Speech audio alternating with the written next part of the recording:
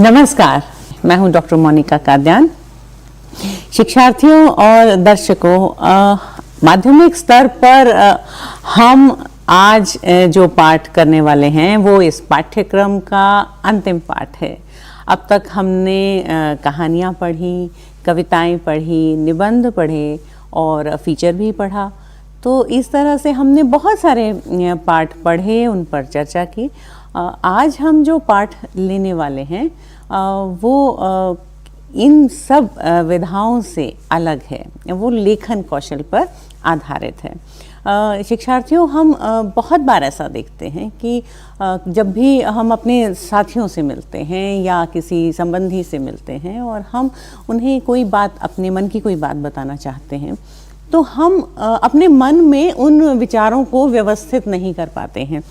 कोई बहुत लंबी बात हमें बतानी है, कई बार हम पहले कोई बात बताते हैं और उसके बाद जो अगली बात हम बताते हैं फिर पलटकर हम पहली बात पर आ जाते हैं। तो एक तरह से हमारे विचार जो हैं वो व्यवस्थित नहीं होते हैं।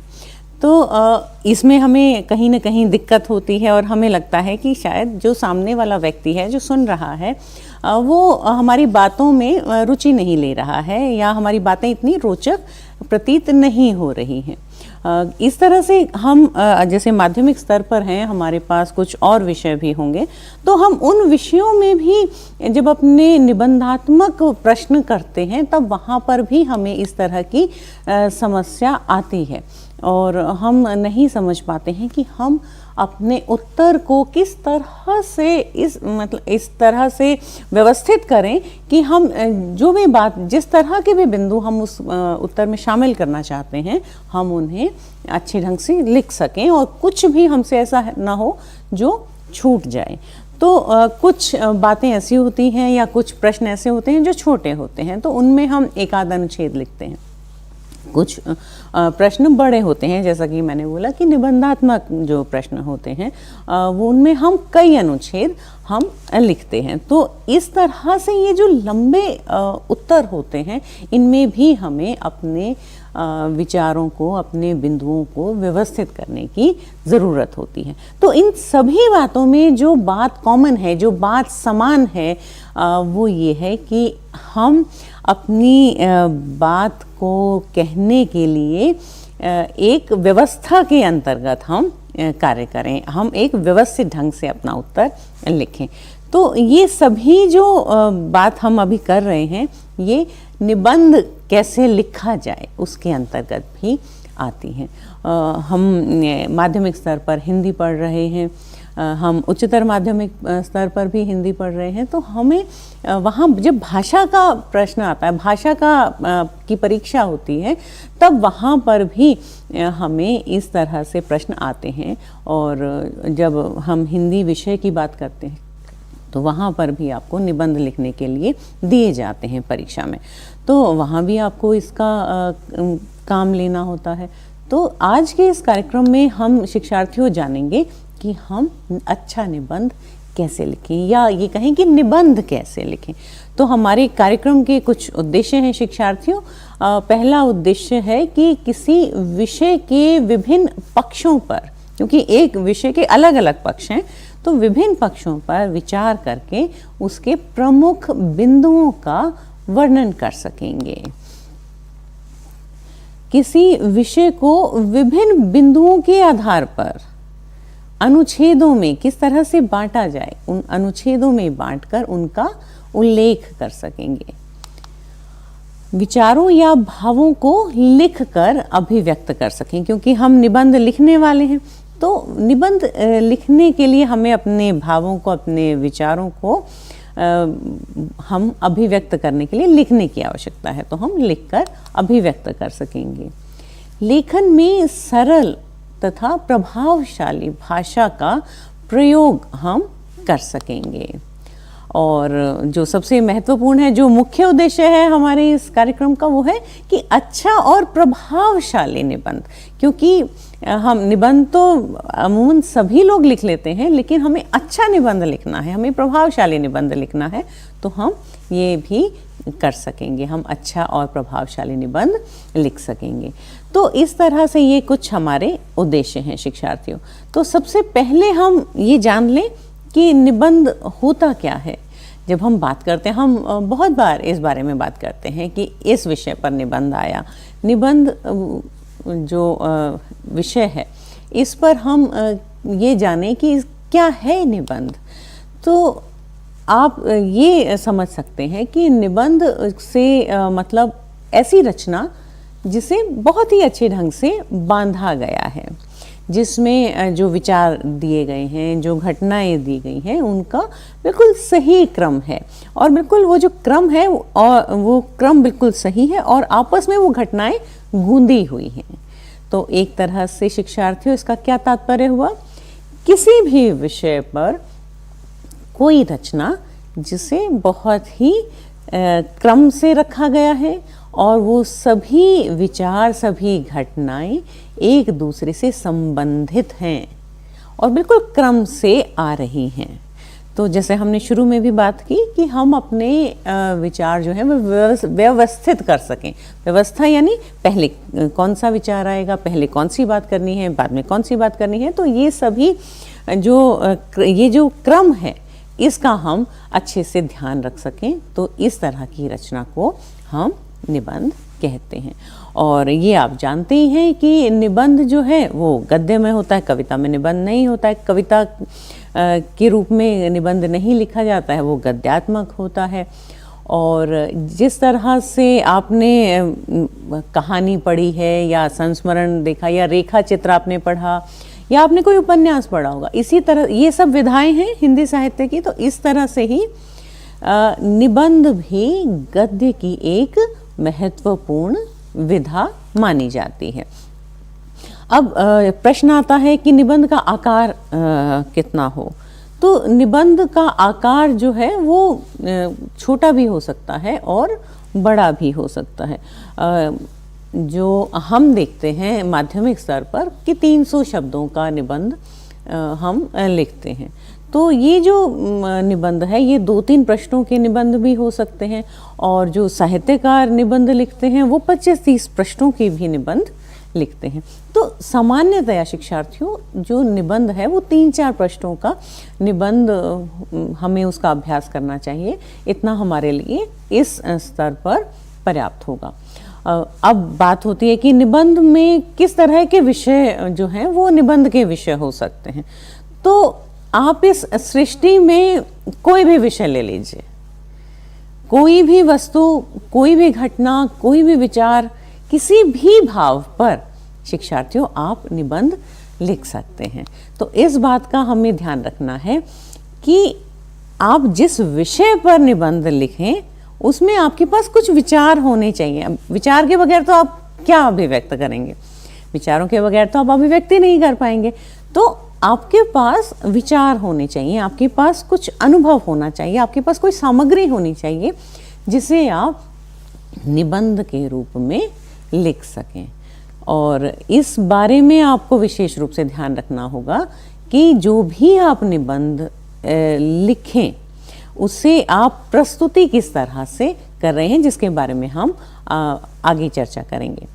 तो जब भी आपका निबंध कोई पढ़े तो उसको बिल्कुल ऐसा लगना चाहिए कि आप अपनी ही बात रख रहे हैं। ऐसा नहीं लगना चाहिए कि आपकी जो भाषा है वो ओढ़ी हुई है, या वो भाषा यूं कि यूं उन्होंने किसी अखबार में पढ़ी थी या किसी पुस्तक में पढ़ी थी। तो आप जो शैली है और जो भाषा है वो आपके नितांत अपनी होनी चाहिए। तो आपका जो अपना व्यक्तित्व है वो निबंध में दिखना चाहिए। इसीलिए हमें निबंध लिखते हुए खास तौर पे भाषा का ध्यान रखना होता है, जिसके बारे में हम आगे बात करेंगे। तो हम यहाँ तक हमने बात की कि निबंध क्या है और इसमें मुख्य बातें क्या क्या होती हैं।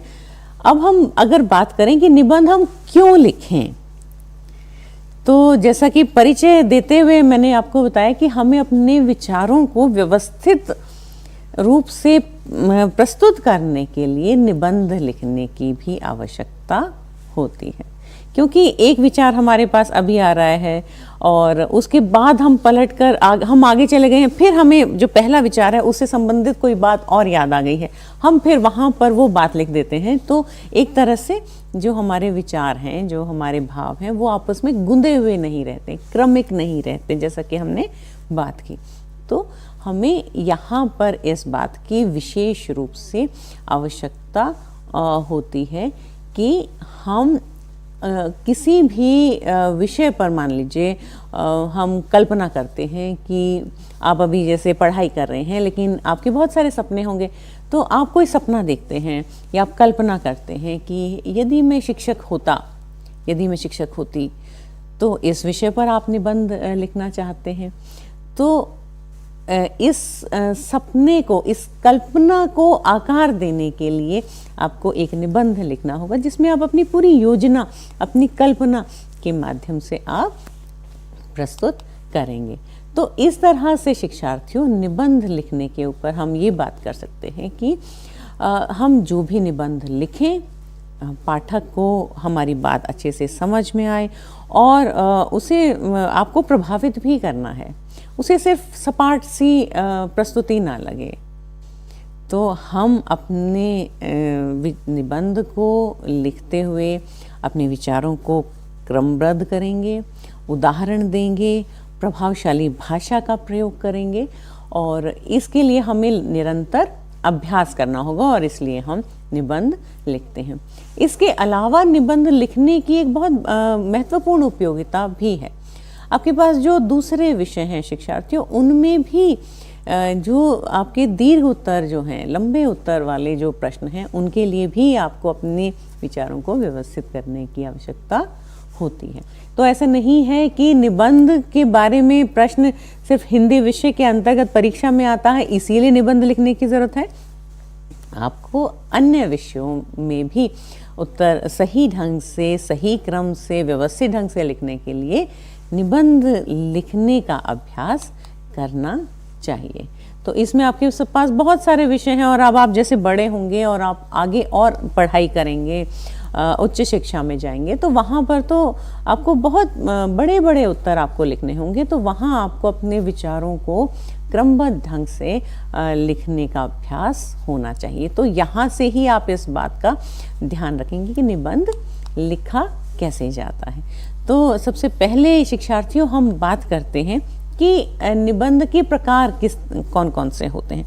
अब निबंध के बहुत से प्रकार हो सकते हैं, लेकिन मुख्य कौन कौन से हैं। तो निबंध के प्रकारों में शिक्षार्थियों एक है वर्णनात्मक निबंध, विचारात्मक निबंध और भावात्मक निबंध। तो ये जो निबंध हैं ये किस तरह के होते हैं, हम इस पर बात करते हैं। जैसे वर्णनात्मक निबंध हम लेते हैं। अब इसमें इस नाम से ही आपको स्पष्ट हो रहा होगा कि वर्णनात्मक निबंध में किसी विषय का वर्णन होता है। बिल्कुल सही बात है। हम इसमें किस विषय का वर्णन कर सकते हैं, जैसे हम देख सकते हैं कि किसी घटना का वर्णन हम कर सकते हैं या किसी कह सकते हैं कि किसी त्योहार का वर्णन कर सकते हैं या कोई यात्रा हमने की है, कोई खास अनुभव हमारे पास है उसका हम वर्णन कर सकते हैं, या हमारा कोई पसंदीदा खेल है, हम वो खेल देखने के लिए गए हैं और आप बहुत रोमांचित हैं तो आप उस अनुभव का आप वर्णन कर सकते हैं। तो इन सब विषयों के अंतर्गत हम उस अनुभव का, उस घटना का वर्णन करेंगे। तो इस तरह से ये जो निबंध हैं वर्णनात्मक निबंध, इनमें घटनाएं हैं और घटनाओं को क्रमिक ढंग से रखा जाता है और इसमें सामान्य बातें हैं और इसमें सूचना हम अधिक देते हैं। अगर किसी खेल के बारे में है तो हम बताते हैं कि इन टीमों के बीच में ये खेल हो रहा है, इस स्थान पर ये इस खेल का आयोजन हुआ, मैं वहाँ पर दर्शक के रूप में वहाँ मौजूद था और वहाँ जो ये खिलाड़ी थे, मेरे पसंदीदा खिलाड़ी ये हैं और इस तरह से उन्होंने अपने खेल का प्रदर्शन किया। तो इस तरह से ये जो निबंध हैं वर्णनात्मक निबंध, ये इनमें अधिकतर सूचना रहती है। और अगर हम बाकी प्रकार के निबंधों से इसकी तुलना करें तो वर्णनात्मक निबंध लिखना सरल होता है। तो इस तरह शिक्षार्थियों वर्णनात्मक निबंध होते हैं। अब हम बात करते हैं शिक्षार्थियों विचारात्मक निबंधों की। तो विचारात्मक निबंध किस तरह के होते हैं? अब यहाँ पर जैसे वर्णनात्मक निबंध में आपने अनुमान लगाया, इसमें यहाँ पर भी आप अनुमान लगा सकते हैं कि किसी भी विषय पर आपके विचार क्या हैं। तो इस तरह के जो निबंध होंगे वो इस वर्ग के अंतर्गत आएंगे। तो यहाँ पर आपको सोचने की ज़रूरत पड़ेगी, आपको चिंतन करने की ज़रूरत पड़ेगी, अपनी बुद्धि पर जोर डालने की ज़रूरत पड़ेगी। इसमें आपको बहुत सारी सामग्री, जानकारी एकत्रित करने की ज़रूरत पड़ेगी। तो इसमें व्यक्तिगत निबंध भी हो सकते हैं, सामाजिक निबंध भी हो सकते हैं। तो ये या कोई इस तरह की समस्या है जो वैश्विक समस्या है, वैश्विक स्तर पर है, या हमारे समाज में कोई इस तरह की बुराई है, या कोई प्रचलन है किसी इस तरह की किसी प्रथा का, तो हम उसे यहाँ पर शामिल कर सकते हैं। या कि कोई राजनीतिक समस्या है तो इनका यहाँ पर हम इन्हें यहाँ पर शामिल करते हुए उन पर निबंध लिख सकते हैं। अब जैसे एक विषय बहुत ही ज़्यादा लोकप्रिय हो रहा है, बहुत ज़्यादा इस बारे में बात हो रही है, मोबाइल फ़ोनों का अत्यधिक प्रयोग जो है, हमारे जीवन पर उनका प्रभाव है, या इंटरनेट का हमारे जीवन पर प्रभाव है, या इंटरनेट वरदान है या अभिशाप है, या तकनीक प्रौद्योगिकी वरदान है या अभिशाप। इस तरह से बहुत सारे निबंध हो सकते हैं शिक्षार्थियों, जिसमें हमें जानकारी की आवश्यकता होती है। और इसमें हमारे पास एक सामग्री चाहिए। हम इसमें, क्योंकि वर्णन सिर्फ वर्णन नहीं है, इसमें आपका बुद्धि का भी प्रयोग हो रहा है, इसमें आपके ज्ञान का भी प्रयोग हो रहा है। तो इस तरह के जो निबंध होंगे जिसमें आप किसी विषय के सकारात्मक और नकारात्मक दोनों तरह के पहलुओं पर आप विचार करेंगे, तो ये सब निबंध विचारात्मक निबंध के अंतर्गत रखे जाते हैं। अब हम बात करते हैं शिक्षार्थियों भावात्मक निबंधों की। भावात्मक निबंध किस तरह के होते हैं? आप कल्पना कीजिए, आपने दो वर्गों को बहुत अच्छे ढंग से आपने उनका अनुमान लगाया है। तो भावात्मक निबंधों में किस तरह के निबंध रखे जाते हैं? सोचिए ज़रा। यहाँ पर आपको जो बात समझ में आ रही होगी वो भाव समझ में आ, लेकिन भाव किसका भाव? तो यहाँ पर जिन विषयों में भाव मुख्य होता है, यानी किसी भी विषय के प्रति आपकी प्रतिक्रिया क्या है, या आप किसी भी विषय पर कल्पना करते हैं, तो आप उस कल्पना के माध्यम से आप उसके बारे में क्या सोचते हैं। तो इस तरह के जो निबंध होंगे वो भावात्मक निबंधों के अंतर्गत आएंगे। तो यहाँ शिक्षार्थियों हम ये समझें इसको कि कल्पना की प्रधानता रहते हुए यहाँ तर्क जो है वो बहुत ज़्यादा नहीं रहता है, तर्क की ज़रूरत नहीं होती है। जब आपकी भावनात्मक प्रतिक्रिया मांगी जा रही है तो आपकी भावना किसी भी रूप में हो सकती है, उसमें आपको कोई कह सकते हैं कि जज नहीं करेगा कि आपको अच्छे ही इसी तरह का उत्तर आपको देना था।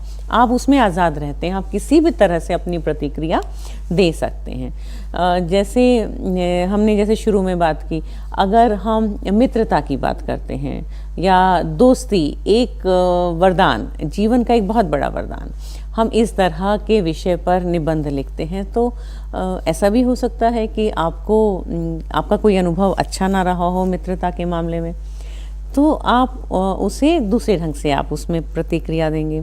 कुछ लोग ऐसे हो सकते हैं, किसी को धोखा मिला हो, या कोई अकेला हो, या उसके कोई बहुत अच्छे मित्र ना हो, या उसने वो अनुभव ना किया हो, तो कहीं ना कहीं उनके निबंधों में ये उनकी ये सोच और उनका ये अनुभव अवश्य आएगा। आप उसे अच्छे होने का आप ढोंग नहीं कर सकते, तो इसमें आपको अपनी प्रतिक्रिया लिखनी होती है, तभी तो पाठक ये इस बात का विश्वास कर पाएगा कि ये आपने ही लिखा है, क्योंकि वो जो प्रतिक्रिया होगी वो औरों के समान नहीं होगी, वो आपकी अपनी होगी, आपके अनुभव अपने होंगे। तो अगर आप उन्हीं बातों को यहाँ पर शामिल करते हैं तभी आपका निबंध विश्वसनीय लगता है। तो यहाँ पर भाव जो हैं, भावनाएं जो हैं वो बहुत अधिक तीव्रता से रहती हैं। तो इस तरह के निबंधों में अपनापन बहुत अधिक रहता है। तो यहाँ पर शिक्षार्थियों ये बात समझने की ज़रूरत है कि भावात्मक जो निबंध हैं उनमें ये जो अपनापन है, जो आपका कह सकते हैं कि व्यक्तिगत जो टच जिसे आप कहते हैं, ये इस तरह के निबंधों की खास विशेषता है। तो ये जो निबंध हैं 3 मुख्य वर्ग हैं। इसके अलावा जो हैं वो विषय वस्तु के आधार पर कुछ आप अन्य वर्ग भी देख सकते हैं। यहाँ स्क्रीन पर आपके समक्ष है, आप देख सकते हैं सामाजिक निबंध हैं या सांस्कृतिक निबंध हैं, राष्ट्रीय चेतना, देश प्रेम परक निबंध हैं, विज्ञान और तकनीक पर आधारित निबंध हैं। आप खेल संबंधी निबंध भी इस वर्ग में रख सकते हैं। ये कुछ अलग अलग जो हैं वो वर्ग भी आप निर्धारित कर सकते हैं। शिक्षा या ज्ञान विषयक निबंध जो हैं, राजनीतिक निबंध, प्रेरक व्यक्तित्व पर आधारित, किसी सूक्ति पर आधारित निबंध भी होते हैं। इस तरह से भाषा और साहित्य पर आधारित निबंध भी, मनोरंजन के साधन। तो इस तरह से शिक्षार्थियों हमारे पास बहुत सारे वर्ग हैं जिन्हें हम ये कह सकते हैं कि ये निबंधों के कुछ और वर्ग भी हैं, परंतु हमने जो 3 वर्गों की बात की, वर्णनात्मक, विचारात्मक और भावात्मक, ये प्रमुख वर्ग हैं। तो शिक्षार्थियों यहाँ हम एक छोटा सा एक अल्प विराम लेते हैं और इसके बाद अपनी चर्चा को हम जारी रखेंगे। अल्प विराम के बाद शिक्षार्थियों फिर से एक बार आपका स्वागत है।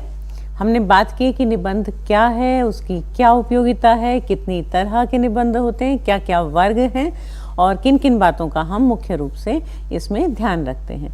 तो अब हम बात करते हैं शिक्षार्थियों, निबंध के अंग कौन कौन से हैं, किस तरह के अंग हैं ये जिनका हमें विशेष रूप से ध्यान रखना है। तो इसमें शिक्षार्थियों सबसे पहले हम बात करते हैं भूमिका की, और उसके बाद हम बात करते हैं विषय वस्तु की, और फिर है उपसंहार। जैसे कि नाम से ही पता चल रहा है, सबसे पहले भूमिका आएगी, फिर विषय वस्तु होगी और उपसंहार होगा। तो एक तरह से शिक्षार्थियों कोई भी निबंध हो, कोई भी विषय हो, तो आपको इन तीनों अंगों पर विशेष रूप से ध्यान रखना है। अगर ये 3 अंग आपके निबंध में शामिल हैं, ये 3 बिंदु आपके निबंध में शामिल हैं, तो यकीन जानिए कि आपका निबंध बहुत अच्छा होने वाला है। तो आपको इन तीनों भागों को अपने निबंध में शामिल करना है। तो यहाँ पर सबसे पहले है जैसे भूमिका। तो भूमिका को आप विषय प्रवेश कह सकते हैं, परिचय कह सकते हैं, प्रस्तावना कह सकते हैं। तो ये बहुत ही छोटी होगी, रोचक होगी, और इसमें आप एक तरह से अपने जो इस विषय से आप समझते हैं, आप उसे स्पष्ट कर देंगे कि ये जो विषय है इस पर हम इस बारे में लिखने वाले हैं। तो रोचक होने से पाठक का जो ध्यान है वो पूरी तरह से केंद्रित हो जाएगा इस निबंध को पढ़ने के लिए। तो यहाँ पर बात होती है कि निबंध की भूमिका हम कैसे लिखें, किन किन बातों का हम विशेष रूप से ध्यान रखें। तो शिक्षार्थियों सबसे पहली बात एक सुझाव है आपके लिए कि आप किसी जाने माने लेखक, कवि, किसी चिंतक का, किसी विचारक का, किसी महापुरुष का कोई कथन जो होता है, उद्धरण जो है, उसे लेकर भी आप अपनी प्रस्तावना आरंभ कर सकते हैं। और ये बहुत ही एक लोकप्रिय सुझाव है। बहुत जो शिक्षार्थी हैं, बहुत लोग जब अपना निबंध शुरू करते हैं तो वे किसी न किसी उक्ति से शुरू करते हैं, किसी न किसी उद्धरण से शुरू करते हैं। तो यहाँ पर जैसे कोई उक्ति आप ले सकते हैं, जैसे अभ्यास का महत्व है, तो आप कह सकते, शुरू में लिख सकते हैं, आपकी करत करत अभ्यास के जड़मति होत सुजान। तो उससे पाठक को भी ये पता चल जाएगा कि आपने बहुत अच्छे ढंग से इस विषय को समझ लिया है, तो उसका जो ध्यान है वो भी आपके निबंध पर केंद्रित हो जाएगा। और यही आपका उद्देश्य है। आपका जो परीक्षक है, जो आपकी परीक्षा की प्रति आप जांच रहे हैं, वो अच्छे ढंग से आपका निबंध पढ़ें, तो वो सारी विशेषताएं आपके निबंध में हैं, तो आपकी जो भूमिका है वो बहुत अच्छी शुरू हो जाएगी। किसी घटना का उल्लेख भी आप निबंध के प्रारंभ में उसकी भूमिका में आप कर सकते हैं, और किसी घटना का उल्लेख करते हुए आप निबंध का जो विषय है उसे आप जोड़ दीजिए, तो वो भी एक रोचक तरीका किसी भी निबंध को आरंभ करने का हो सकता है। अब हम आगे चलते हैं और हम बात करते हैं कि जो निबंध है उसमें हमने किसी सुप्रसिद्ध कथन को लिया या किसी घटना को लिया, या हम कोई अपना अनुभव भी उसमें साझा कर सकते हैं। किसी अनुभव के आधार पर भी हम कह सकते हैं, जैसे आप कह सकते हैं गर्मियों की, अगर आपको ग्रीष्म ऋतु की कोई आपको घटना लिखनी है, या गर्मियों की विभीषिका पर अगर ऐसे आपको कोई निबंध लिखना है, तो आप शुरू कर सकते हैं कि जब सुबह उठी तो बिल्कुल पसीने से तर हो रखी थी, इतनी अधिक सुबह सुबह इतनी अधिक गर्मी थी, जाने पूरा दिन क्या होगा। और इसी बात से ही एक घबराहट हुई कि अभी तो गर्मियों की जो ये ऋतु है बहुत लंबी चलेगी, अभी से ये हाल है, क्या होगा। इस तरह से आप अपनी भूमिका शुरू कर सकते हैं। तो कहने का तात्पर्य ये है कि बहुत ही रोचक भूमिका उसकी आपकी निबंध की बन जाएगी। अब जैसे हमने यहाँ पर एक विषय लिया है महानगर का जीवन। हम में से बहुत सारे लोग महानगरों में रहते हैं, कुछ लोग गाँव में रहते हैं, कुछ लोग शहरों में, और कुछ लोग महानगरों में रहते हैं। तो वो लोग, उन लोगों का बहुत अच्छे से अनुभव है कि किस तरह का वहाँ पर जीवन होगा। तो ये बिल्कुल सही बात है कि उनमें से जो शिक्षार्थी महानगरों में रहते हैं, वे अपने अगर इस विषय को चुनते हैं निबंध लिखने के लिए, तो वो बहुत अच्छे ढंग से इसको लिख पाएंगे। और इसमें हम अगर अपनी भूमिका लिखते हैं तो हम क्या क्या लिखेंगे। हम शुरू करेंगे कि हमारा जो देश है वो विकास कर रहा है। आपकी स्क्रीन पर है शिक्षार्थियों, आप देख सकते हैं कि हमारा जो देश है वो लगातार विकास कर रहा है। बहुत सारे उद्योग हैं, नए नए उद्योग खुल रहे हैं, नए नए कारखाने भी आ रहे हैं, लग रहे हैं, नए नए कार्यालय खुल रहे हैं। तो बहुत सारे लोग यहाँ जो हैं वो विकास कर रहे हैं, और जो हमारे बड़े बड़े नगर हैं वो विकास के प्रमुख केंद्र बन गए हैं। और जब बड़े नगर में इतना अधिक विकास हो रहा है, तो जो गांव हैं और छोटे शहर हैं, वहाँ से लोग बड़े शहरों की ओर जा रहे हैं रोज़गार की तलाश में, और उन्हें पूरा विश्वास है कि वहाँ उनको रोज़गार मिलेगा। और इस तरह से आप इसमें एक एक वाक्य भी अगर आप लिखेंगे तो ये पूरा जोड़ के आपकी एक अच्छी भूमिका तैयार हो जाएगी, क्योंकि नगरों में रोज़गार के अधिक अवसर हैं, और जब रोज़गार के अवसरों की इतनी अधिकता है तो धीरे धीरे इतना विकास करते हुए ये नगर जो हैं वो महानगर बनते जा रहे हैं। लेकिन विकास तो हो रहा है, साथ में समस्याएं भी बढ़ रही हैं, आबादी बढ़ रही है, तो इस तरह से चुनौतियां भी हैं महानगर के जीवन में। तो ये सारी बातें आपकी भूमिका में आ जाएंगी। तो शिक्षार्थियों, यहाँ पर इस तरह से आप भूमिका लिखेंगे। अब हम बात करते हैं शिक्षार्थियों विषय वस्तु की। हमने अपने पाठक को अपना निबंध पढ़ने के लिए प्रेरित कर दिया है, और हमारा पाठक जो है वो बहुत रुचि लेकर इस निबंध को पढ़ने के लिए तैयार हो गया है। तो अब विषय वस्तु हम कैसी दें कि पाठक को इस विषय के बारे में पूरी जानकारी बहुत ही अच्छे ढंग से लिखी हुई मिले, पढ़ने को मिले। तो इसलिए विषय वस्तु जो है उसका भी बहुत अधिक महत्व है। तो यहाँ शिक्षार्थियों ये हम मानकर चलते हैं कि विषय वस्तु हमारे निबंध का प्रमुख भाग है, क्योंकि हम विषय वस्तु के अंतर्गत हम बहुत सारी जानकारी देते हैं और यहाँ पर हम अपने विषय को विस्तार देते हैं, उसका स्वरूप स्पष्ट कर देते हैं, बहुत सारे उदाहरण देते हैं, अपने अनुभव जो हैं वो भी साझा करते हैं और विषय का जो केंद्रीय भाव होता है वो विषय वस्तु में ही शामिल होता है। तो ये जो विषय है उसके अलग अलग पक्ष होते हैं। अब अगर हम किसी विचारात्मक निबंध को लिख रहे हैं, किसी समस्या के बारे में बात कर रहे हैं, तो हम तर्क देंगे और तर्क देकर दोनों तरफ के तर्क देकर हम विषय वस्तु को बहुत अच्छे ढंग से समझाएंगे। और कुछ ऐसे विषय भी हैं शिक्षार्थियों जिसमें कुछ लाभ भी होते हैं और कुछ हानि भी होती है, तो हम दोनों पक्षों को वहाँ पर बहुत ही संतुलित ढंग से रखेंगे, क्योंकि हम वहाँ पर विषय के साथ हमें न्याय करना है। तो ज़रूरी नहीं है कि जैसा आप सोचते हैं वैसा ही सब लोग सोचते हैं, वो भावात्मक निबंध में हो सकता है, लेकिन जब आप विचारात्मक निबंध लिखते हैं तो आपको बहुत ही संतुलित विचार अपने वहाँ पर रखने होंगे। जैसे हमने बात की कि इंटरनेट से लाभ और हानि, तो इंटरनेट के लाभ भी बहुत ज़्यादा हैं और अगर हम देखें तो हानि भी है, लेकिन कितनी हानि कितना लाभ उसको आपको बहुत ही बुद्धिमत्तापूर्ण आपको प्रस्तुत करना होगा। तो यहाँ शिक्षार्थियों समझने की बात यह है कि आप जब किसी भी विषय को तर्कपूर्ण ढंग से उसके लाभ उसकी हानि सब कुछ आप बता रहे हैं, तो वहाँ आप अंत में अपना मत भी प्रस्तुत कर सकते हैं। लेकिन आपको इस बात का विशेष रूप से ध्यान रखना है कि जब आप अपना मत देंगे तो आपकी जो भाषा है वो बहुत ही सौम्य होनी चाहिए, उद्दंड नहीं होनी चाहिए, उसमें नम्रता रहनी चाहिए। विनम्र भाषा में आप अपना मत देंगे और आप सुझाव देंगे कि ऐसा भी हो सकता है, मेरा ये मानना है, तो आप इस ढंग से अपना मत रखेंगे।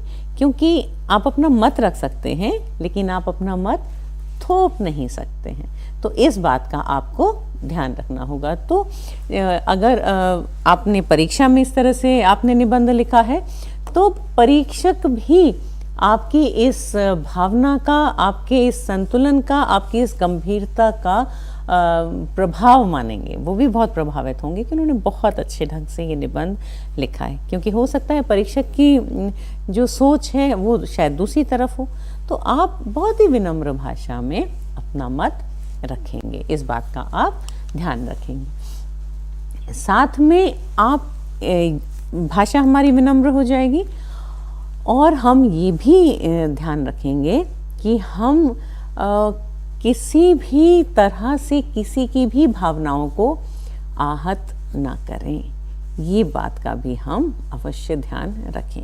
देखिए, आप अभी माध्यमिक स्तर पर हैं, आप बड़े होंगे, आप एक जिम्मेदार नागरिक बनेंगे। और जिम्मेदार नागरिक क्या है? जो इन स्तरों पर, भाषा के स्तर पर, जाति के स्तर पर, धर्म के स्तर पर, इन सब स्तरों पर उसकी जो सोच है वो बहुत ही गंभीर होती है, बहुत ही समानुभूतिपूर्ण होती है।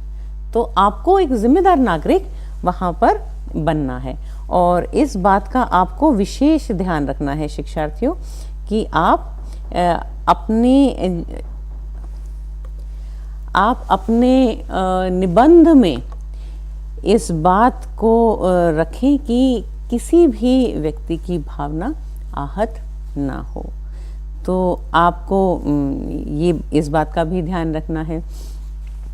आप अपनी विषय वस्तु में अगर कोई पक्ष ऐसा है जो आप चाहते हैं कि जो पाठक है उसे खास तौर से देखें, तो आप वहाँ पर कहीं कोई कविता की 2 पंक्तियाँ भी उसमें जोड़ सकते हैं, लेकिन आपको बहुत बड़ी कविता वहाँ पर नहीं लिखनी, 2 पंक्तियाँ पर्याप्त होंगी, उससे अधिक नहीं। तो वो एक तरह से आपके ज्ञान का प्रदर्शन जैसा हो जाएगा।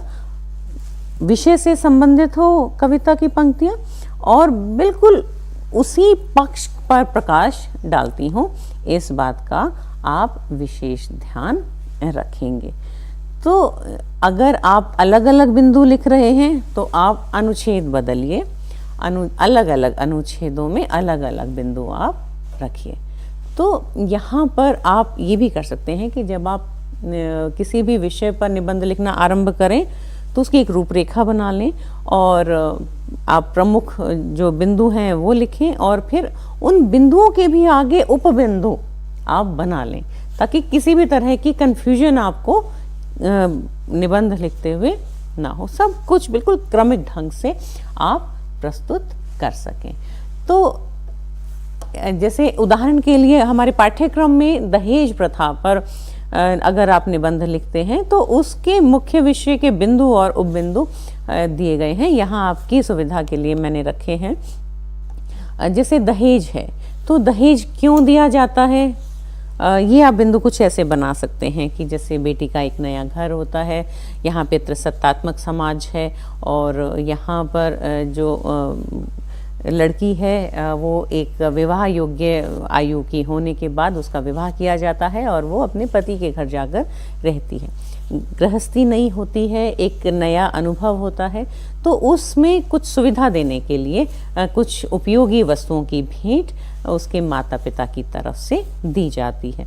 लेकिन ये प्रथा बहुत समय से चली आ रही है और ये धीरे धीरे इस प्रथा में माफ़ कीजिएगा विकृति आने लगी, बुराई आने लग गई है और दहेज देने की जो शुरुआत है वो हुई है।